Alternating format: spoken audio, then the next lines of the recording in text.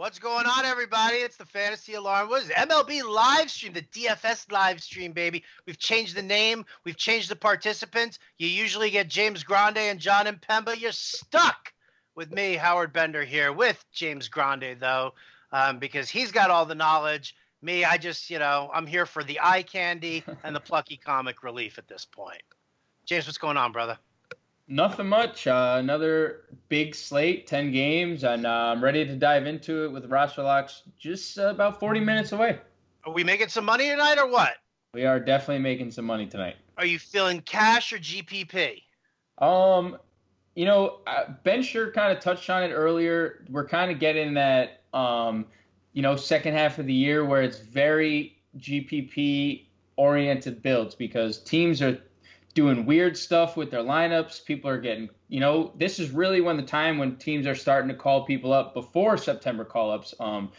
We have just a ton of stuff, pitchers that are relievers starting games. So, I tend to play GPPs at this time of the season, but we do have some nice cash game builds over on fantasyalarm.com.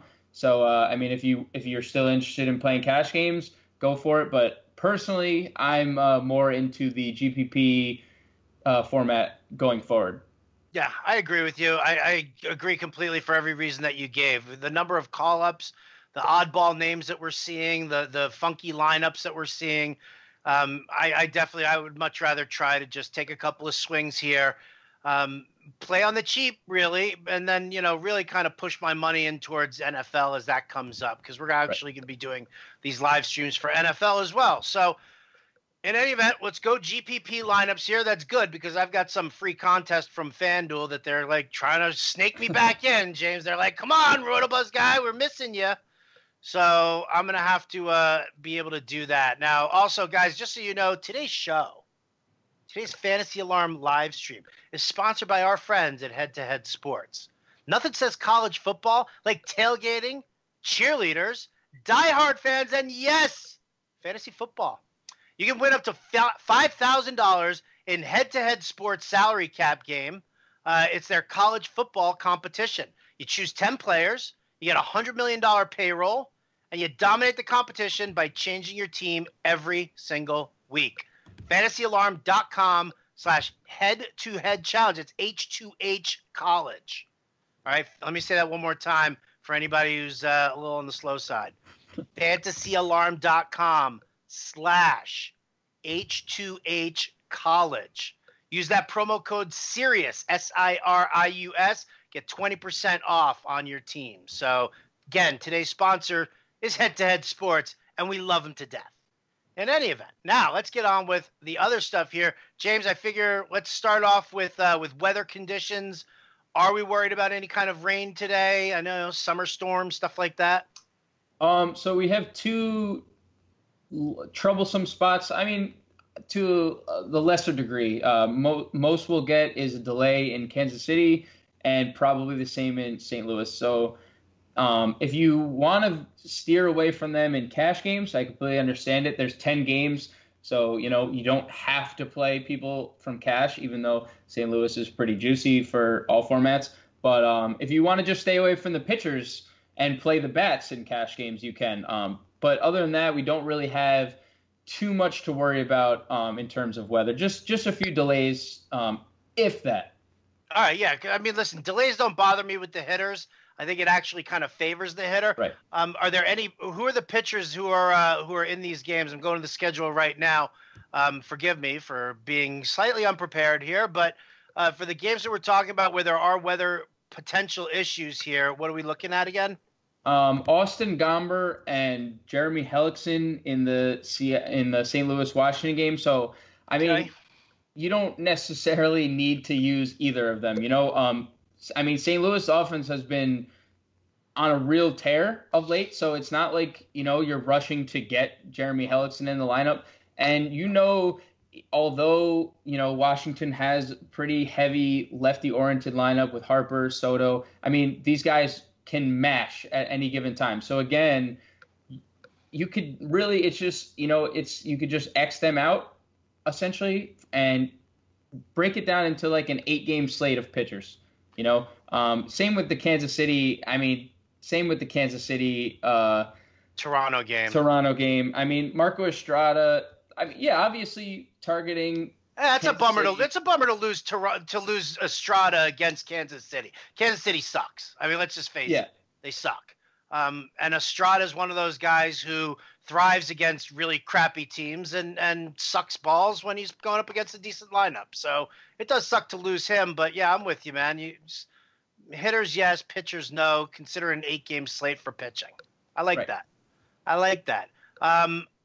Before we get to specific pitchers that we want to use, are there any other things that you want to highlight about tonight's slate that you think we should all know about? I mean, just it's always good. You know, John and I have talked about the Vegas. I mean, we've all talked. Vegas is pretty important in all sports. You know, over-unders in every sport. Just so we know, the Yankees 5.31 implied total leads the way, and the Rockies 3 nights in a row they've been the lowest on the board, and so that's just something to keep in mind when we dive into this slate. Wow, I like the fact that against a guy like Jake Faria that the Yankees still have a fairly high implied runs total, although I haven't really seen what Faria's done in his last couple of starts. I haven't looked specifically, but that makes me smile. Anytime you can use the Yankees as a GPP possibility, it makes me smile. All right, so there you go. Implied run total there, high for the Yankees, low for the Rockies. Let's get to some pitching, dude. Let's talk to me about who your top guys that are like just obvious cash game no-brainers, and then let's talk a little GPP action of who's less on the radar. I mean, you know, we just touched on the Rockies having the lowest total, and that's because Garrett Cole is on the mound.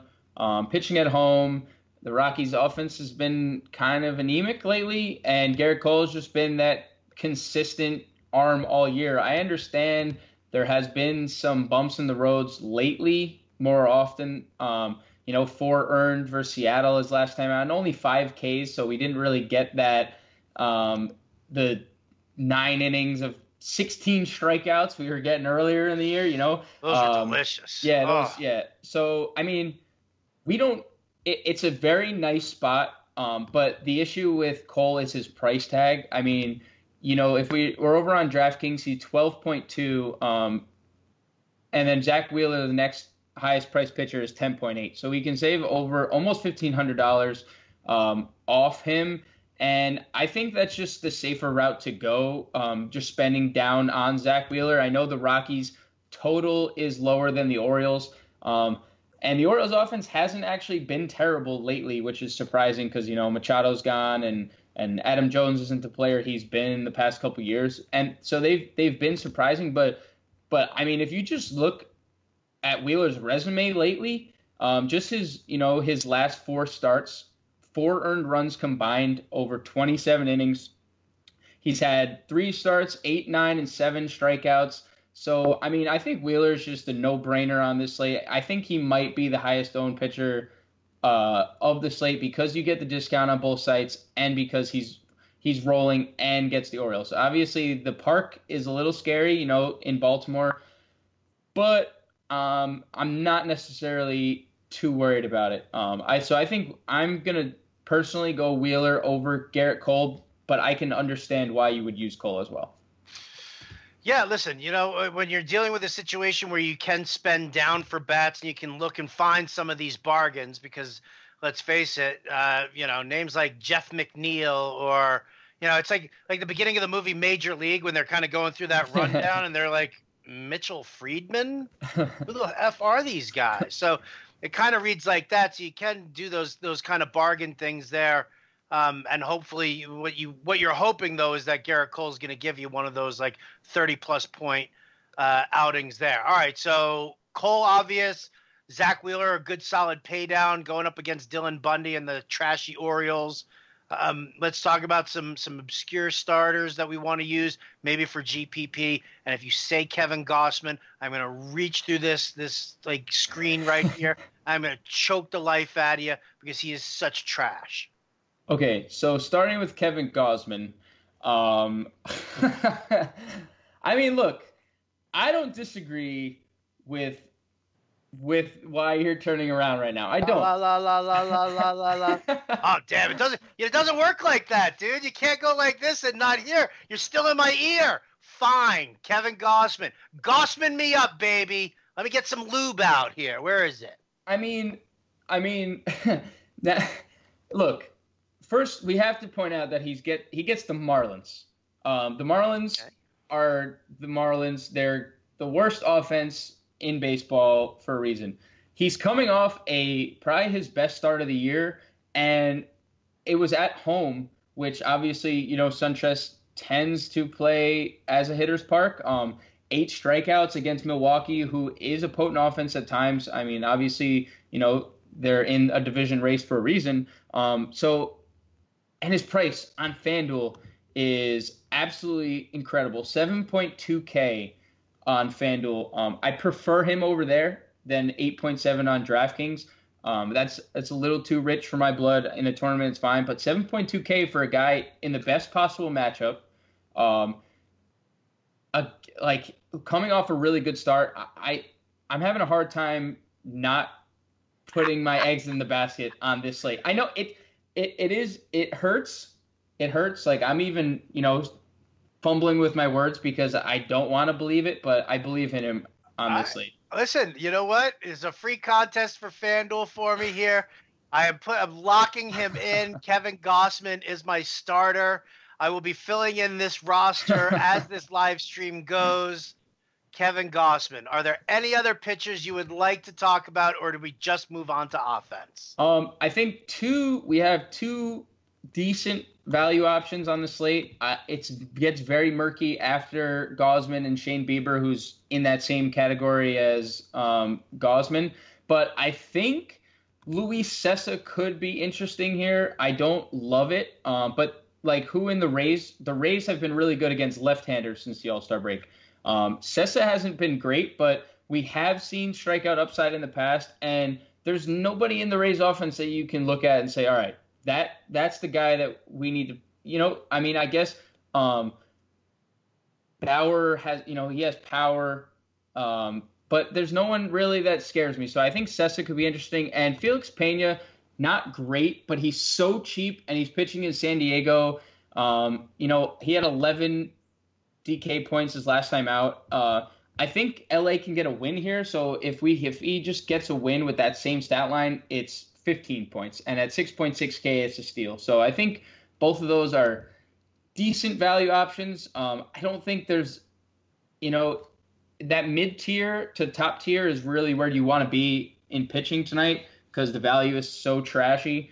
But I think Pena and Cessa are the 2 best spend-down options if you're going to go that route. All right. Listen, man, I trust you more than I trust myself as far as baseball goes at this point in time right now. I'm neck deep in the middle of football here, and you have been just a champion as far as the MLB DFS has gone. So I highly recommend you guys all listen to my boy James here. I'm sharing this post on Facebook right now from my account, so that everybody who's listening can get involved here and look at how amazing my friend James is. Let's go to the offense here, buddy. Let's start behind the plate. Who's behind the dish? Not named JT Realmuto that we all know and love. I think this is going to be the 3rd night in a row that I've touted him or John's touted him, but Yadi Molina just seems to be the top guy every single night. Hitting at the top of the lineup. He's in a groove, hits in 6 straight games, 4 of which have been for extra bases. I think if you have the money, which it's going to be hard to have the money if you're going to spend up on guys like Gausman and Zach Wheeler, especially on DraftKings. But if you do, spend down, we can get Molina. I think he works in cash, and I think he works in a Cardinal stack. And I think a Cardinal stack is a very good route to go tonight. I think the ownership might even be depressed because we mentioned weather. So they could be a little depressed, and I think the Cardinals plus Molina are a really good option. I think if we're going down, Max Stassi versus a lefty. Stassi's been great against left-handers all year long. I like the fact that obviously he's hitting in an American League park, so there's no pitcher hitting behind him eighth. So that's nice. But man, catcher is so bleak. I loved Jose Brasino, but right before the show, he was out of the lineup, and he was probably the top value option. I mean, Ben Sure had him as well. So you could play guys like Evan Gattis if you have the money. Wilson Ramos is making his return. We saw Nathan Eovaldi explode his last time. To say that nicely, he got shelled his last time out. So I think those are really. Yeah, that was great. Yeah. Loved seeing that. That was super. So I think if we're going anywhere at catcher, those are the guys, and we have to keep an eye on the Dodgers lineup as well. If Austin Barnes is in the lineup, just 2.9K, and that is super cheap for a guy. I mean, he's been pretty bad this year, but in the past we've seen him, excel at the plate more than behind the plate. So I think Austin Barnes could be good value at 2.9K if he's in the lineup. Okay. So to me, what it sounds like is if you got to get a catcher in, you probably just want to throw some darts on DK because you've got better bats elsewhere. And if you're playing on FanDuel, screw catcher because you can just throw a first baseman in there anyway. 100%. So let's talk first base then. Come on. Help me set my lineup here, James. So the chalkiest first baseman in the slate is going to be Freddie Freeman. Reminding you that I have Kevin Gossman in there, so think about that budget-wise.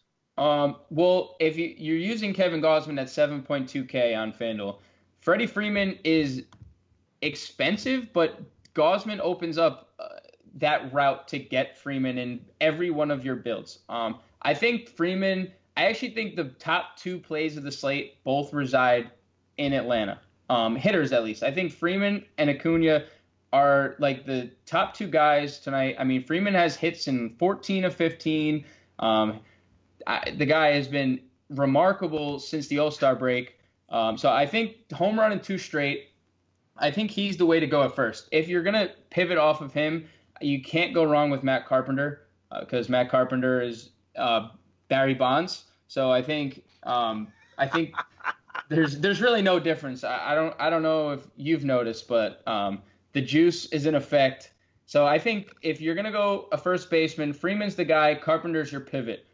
If you're going down to the middle tier, Yonder Alonso is going to continuously be a part of an Indian stack because the Indians are going to continuously be 6K. Jose Ramirez, 6K. Lindor, 5.9K. Brantley is 5.7K over on 5.5K, excuse me. And Yonder is in that mid-range, 4.4, hitting fourth, power upside we saw. So I think he's more of a GPP option, just like the Indians. Like if you're building an Indian stack, Yonder in the mid tier is great, a great play. And then I think if we're going down, Greg Bird and Yulieski Gurriel are the two value options we have. Gurriel hitting over 300 against left-handers, and Bird finally showing some signs of life at the plate. Yeah, I know but you know what? The Yankees' highest total on the slate. So we do want to get some exposure. And, guys like Stanton and Aaron Hicks and Didi Gregorius, for that matter, super expensive. So if we're looking to build a Yankee stack, we can't just stack everyone, all the top guys. So going down for Bird allows us to do that. 3 doubles his last 3 games, 2 RBIs. I know hey, I know you're a big fan of Greg Bird, so. Yeah, I've made that mistake. You remember that draft guide article I wrote? The player you have to have this year is Greg Bird. The only thing Greg Bird's getting me is a win and a bet against Impemba, where we matched up Hanley Ramirez and Greg Bird. And the only reason I'm going to win is because Hanley Ramirez doesn't have a team. So, all right, I'll give you that. I like the Gurriel call a little bit more, batting over 300 against lefties this year. Greg Bird's the guy who I throw into my lineup, and I throw up all over my lineup. I keep him out of my lineup, and the guy goes for the double dong. So moving along, Freddie Freeman's my guy. Kind of feeling like we're looking at a nice top-of-the-order Brave stack here. Absolutely. I'm throwing in Ozzie Albies at second. Yeah, I mean, if you're gonna spend up at second base, it's Albies. Um, I mean, he's really the only expensive second baseman, anyways. They're not really priced too crazily tonight, but I mean, Albies has been in a nice little groove at the plate. He's reached base in 8 straight games, hitting 343 over his last 10, and 21 home runs and 12 stolen bases on the year. So we get that dual threat capability every single time he steps into the box or reaches first base. So I think the Braves might be the highest owned stack of the night. But I mean, it's warranted. Like, I mean, Jose Urena is not good, and they're in Atlanta, hot temperatures, ball's gonna fly. I mean, I love Albies at the top. If we're dropping down a little bit, I think a really good route to go is Brian Dozier. I know the whole heart thing, but he did, come back yesterday and he played. He did go 0 for 4, but in the past we've seen him dominate lefties, and that's been like his MO, right? Since he hits a lot of home runs. He's got a heart condition right now, and the health isn't 100% there. He's on a new team. He's dealing with National League pitchers throwing at him right now. Do we really want to? I mean, I don't know what's the price on Dozier right now. So he's 4.3K on DraftKings, and he's 3.7K on FanDuel, which I think are both pretty reasonable if we're building a tournament lineup. So he is leading off again tonight too. So that's obviously that's a big. That's a bonus that we're going to see. Austin Barnes, by the way, is in the lineup for the Dodgers. So I think that's a cheap thank punt. God. Woo! I was sweating that one for a second. I'm just busting your balls here. All right, so you like Dozier up top. Are there any other second basemen you're digging on? Yeah, I mean, I have Colton Wong pretty much everywhere tonight. Both cash, both GPPs. I mentioned I love the Cardinals. Colton Wong has been so weird for so long. He goes through these stretches like every year where he looks like, oh yeah, Colton Wong, he's actually good, and then he's gonna fall off. But we're in that stretch right now that he's actually good. 3 for 3 last night, a home run, 3 RBIs, over 1,000 OPS his last 10 games. And he's 3.3K on DraftKings and 2.3K on FanDuel. He's free. Yes, he's hitting 7th, but that hasn't affected him or, last night, 3 RBIs. That hasn't affected his run scoring. 2 runs scored last night, 3 in his last 2 games. So I think I pretty much have Colton Wong locked in all formats across the board. I think he's perfect in a Cardinal stack because he gives you that salary relief, and I think he's great as a one-off in a cash game as well. I think he's probably like dollar for dollar my top second baseman, just because you can't ignore that price tag. And if you want to pair him with someone like Garrett Cole, like it allows you to fit Cole, or it allows you to fit Zach Wheeler more comfortably into your lineup. All right, let's move it over to the hot corner here. We're running short on time. Lineup lock is creeping up on us here. Let's finish off the infield here, third base and shortstop. I mean, it's Jose Ramirez, and then it's everybody else, like it's been basically all year long. Homers in 3 straight. I feel like I don't even need to repeat myself. He gets, Robert Stevenson is going to get shelled. Jose Ramirez is the top option. If you're going down the list, Anthony Rendon in the middle tier, again, I think his ownership is going to be, a little on the low side because everyone's going to spend up for Rendon, or for Ramirez, excuse me, and there's also weather concerns. 589 slug, 963 OPS against lefties. I think Rendon is in a great spot, and last year his numbers were even better against southpaws, so this isn't something that's new. It's been an ongoing theme. The value at third base is disgusting tonight. It is non-existent. I think Jed Jerko is fine in a tournament, but if you really want to punt, if you're this man, I have to punt third base. I don't have any other option. David Fletcher is okay. We're not getting the power that we saw at AAA so far this year in the majors, but last night 2 for 5, a double. He's had 2 doubles in his last 3 games, and he's hitting second at 3.2K. So, in a tournament, sure. Erlin is not very good. So, I mean, he hasn't thrown more than 85 pitches in a game. So, I mean, we don't know later into games, how he's going to fare. So I think Fletcher is fine. That's really it at third. Third is disgusting. Yeah, that's a bummer because Fletcher only qualifies at second base on FanDuel. So if you're playing on FanDuel, you're going to have to pay up at the position here. Whether you're going to pay up for like Rendon, he's still 3,900, but Well, I think you can go. I think you can go, like I mentioned, Jed Jerko. I think he's fine. 3.1K, especially if you're building a tournament lineup, which I'm sure you are, Howard, because like we said before the stream, he's fine. I mean, Evan Longoria gets a lefty. Longoria has always been good against lefties. He's only 2.6K on FanDuel. Obviously, Ryu is not going to be long for this game since he hasn't pitched since May. Right. But, I mean, so it's going to be more of a bullpen game. And, Dave Roberts is going to he's going to face a righty every single time he comes to the plate once Ryu leaves. So I guess Longoria is fine. But, third base it's really spend up or don't play FanDuel. There you go. All right, shortstop. Where are we looking? I mean, right back to the top. Francisco Lindor, if you have the money, he is a great play. If you have the money. It's obviously going to be difficult with all these. Yes.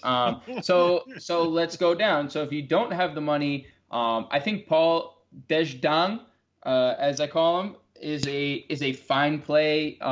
He's a little pricey on FanDuel. He's way better priced over on DraftKings. 3.9K is a little too pricey, but he has 5 home runs over his last 8 games. So the power, we're seeing it just like we saw last year. That's finally returned.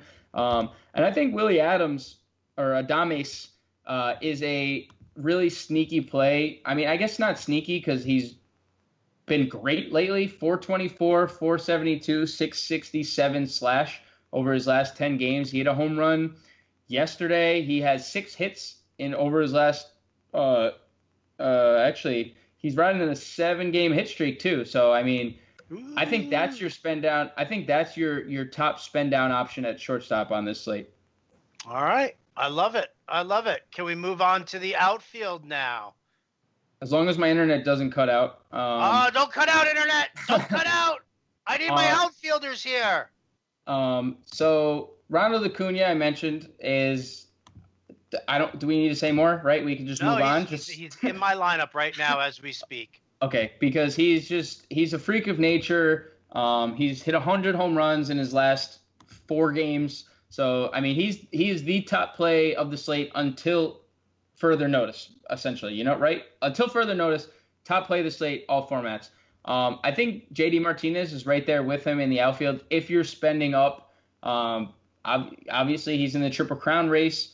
The power he's done, it's weird. Last year he had an historic season against left-handed pitching, and this year he's having literally the same season just against righties. So I think JD is obviously an elite play if you can afford him, or if you're not playing Acuna, because I think playing Acuna is the correct decision to make. I think if we're going down a little bit, I really like the Indians, and I'm pivoting off of Michael Brantley, who's fine, but he's way too pricey for me. So I think we go down to ex-Yankee great Melky Cabrera, hitting 5th. Yeah, and I know, and it's another one of those murky spots. But last 3 games, multi-hits in all of them, including a home run, an RBI in all of them. 3 hits yesterday, I think. And he's hitting right in the middle of the lineup. And with the way that the Indians get on base ahead of him, I mean, he's going to be put in run-producing spots pretty much until further notice, until he's moved down or he stops producing. There's going to be people on base for him. So I think he's in a good spot. He's definitely in a good spot. All right, beautiful. Let's cheapen it up a little bit here. Let's see mid-tier pricing, bargain basement pricing. Where are you looking at? So I think the Blue Jays outfield of Curtis Granderson and Randall Grichuk are both really intriguing value plays. Both hitting right at the top of the lineup. We mentioned the weather, so they are going to just go they're just going to be unowned. Especially they're both very cheap over on FanDuel. Grishik has cooled down a little bit, but we know that I've seen him in like way too many winning GPP lineups this year, way too many for no reason at all. And this kind of feels like one of those nights where the Blue Jays are. I think the Blue Jays are a really sneaky team tonight. I don't necessarily. There's no player that is really hot. Justin Smoke is been really good lately, but it's more about Kansas City's lack of pitching, even when they get into the bullpen, than anything else. So I think Grishik and Granderson are two very, very viable, cheap options over on FanDuel. I mean, FanDuel has priced them up way too, or DraftKings has priced them up way too much, 4,000 and 4.3, and I can't stand that. But if you want to go down from them on DraftKings, I think Marcell Ozuna, again, Cardinal, hint, hint, wink, wink, Cardinal. Marcell Ozuna, he is the top value guy, so to speak, 3.7K. I get isn't great value, but hits in 4 straight, including 3 of his last 4 with multi-hit games, an RBI in 3 of the 4. So I think Ozuna is in a really good spot as well. All right, man, I could dig that. Tell me what you think of this lineup. You ready for this one?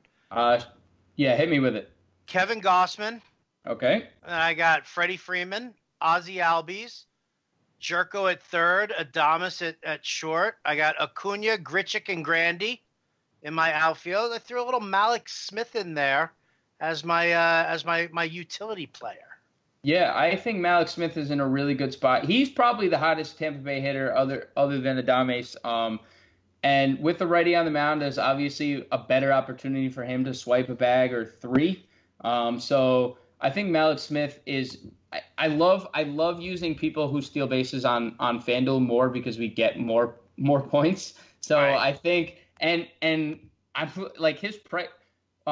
Looking at his price on FanDuel, and then you look at his price on. What do you think his price on DraftKings is, Howard? Who? Malik Smith. Yeah. He's 2.8 on FanDuel. He's 2.8 on FanDuel, which means that he's probably like 36 on DraftKings. He is $4,800. See, I'm not playing that. $4,800. Saving it for football. The pricing on DraftKings makes me friggin' nauseous. It really does. The pricing over on DK is obscene. It's stupid. It's 0, 0, 0, 0. They're just. All right. Well, I'm going to go heave into a bucket. I'm going to put this lineup in, hope that I win my free contest. I will buy you a beer after that if I win. Any final thoughts here before we wrap it up? Because lineup lock is coming soon. Nothing too much. Just like I said, just be wary if you're playing cash games. Don't overdo it. I know we could max enter 150 lineups in a $2 or 20 lineups in a $10. Be cautious in cash games from now until the end of the year because things can get crazy. Managers can get crazier, trying to limit a pitcher's pitch count, saving them for the playoffs, or, we still have the deadline on the 31st that a pitcher could get pulled because, they don't want him getting hurt before then. So we just have to be very cautious heading into our lineups. Just if you're more of a cash game guy, I can understand it, but try to start moving towards those GPPs because that's, come September, that is all that you should really be playing.